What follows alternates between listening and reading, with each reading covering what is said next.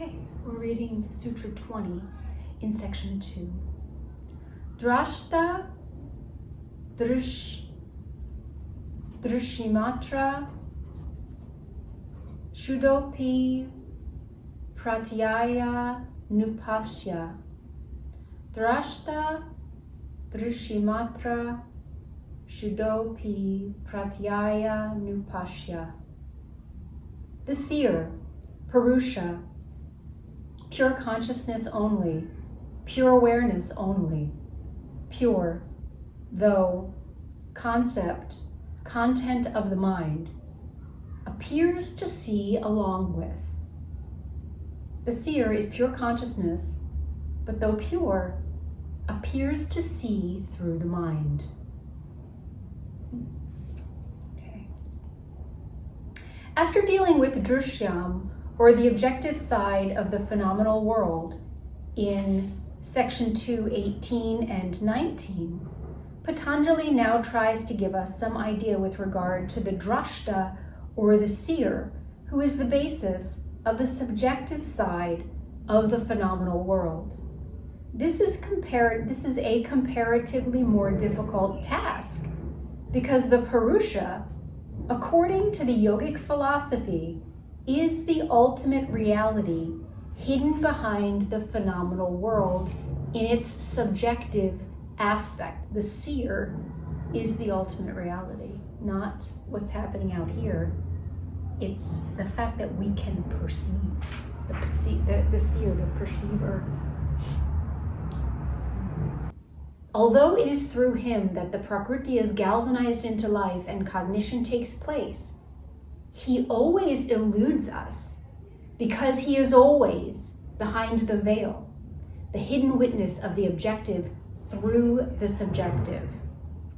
If we take a powerful electric light and cover it up with a number of concentric, semi-transparent, and colorful globes, one within the other, the outermost globe will be illuminated in some measure by the light of the electric lamp.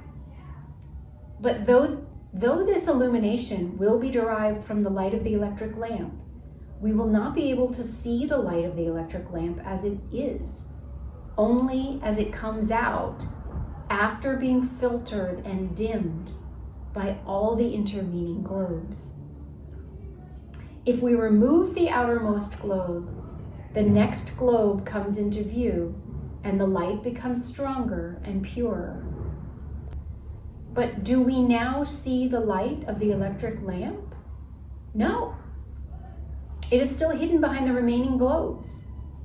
As we remove globe after globe, the light becomes stronger and purer, but we never see it in its purity and fullness as long as any globe remains covering the electric lamp. It is only when the last globe is removed that the pure light of the electric lamp, in its total brilliance, comes into view. Can the man who has never seen an electric lamp know by observing the outermost globe what the light of the electric lamp is like? Not until he's removed all the globes one by one. The relation of the Purusha to the vehicles through which he manifests is similar.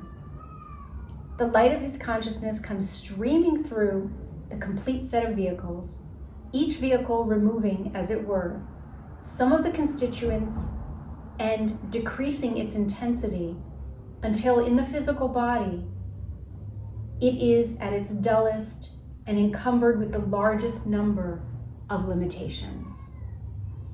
The only way to see the light of his pure consciousness is to separate off all the vehicles and see that light in its purity without the obscuration even of the subtlest vehicle, as pointed out in section 4, Sutra 22. Well, let's read what that says, because we haven't read that one yet.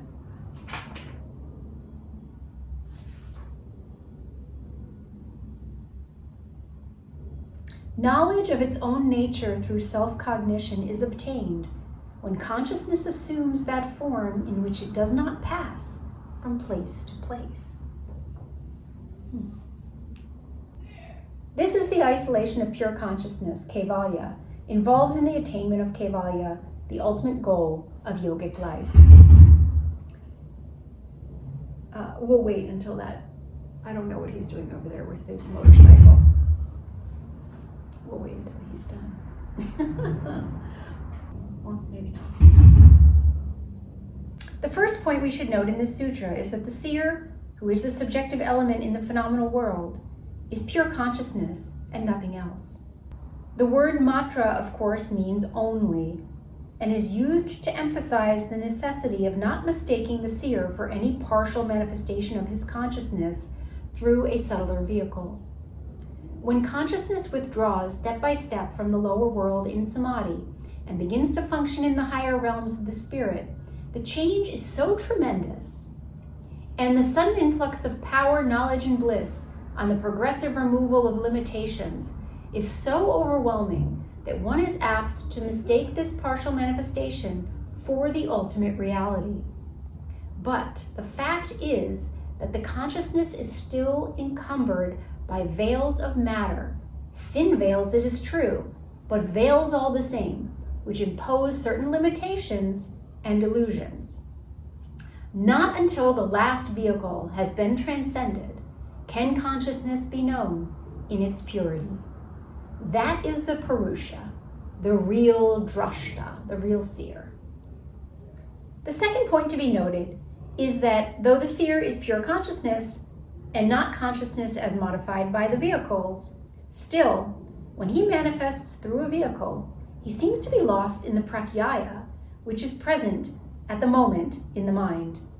Just as a mirror reflects or assumes the form of anything placed before it and seems to be that thing, in the same way the pure consciousness assumes, as it were, the form of the pratyaya and appears indistinguishable from the pratyaya. Or, to take another example, when the pure light from the electric bulb in a cinematograph falls on the screen, it assumes the form of the picture being projected, though in itself it is pure and quite distinct from the picture. Pratyaya, of course, as has been explained elsewhere, is the content of the mind when consciousness comes in contact with any vehicle and differs from vehicle to vehicle. So you're going to notice that your mind changes the more subtler you become, the less veils you have. As the veils are lifted, the content of your mind starts to shift, and it can be quite dramatic, actually, how that happens. And all of a sudden, you can be like, "Wow, like my mind has really changed the way it thinks." It's really interesting to experience that. Okay. Not only is the pratyaya indistinguishable from consciousness, but as a result of this mixing up of the two, the functions of the vehicles appear to be performed by the Purusha.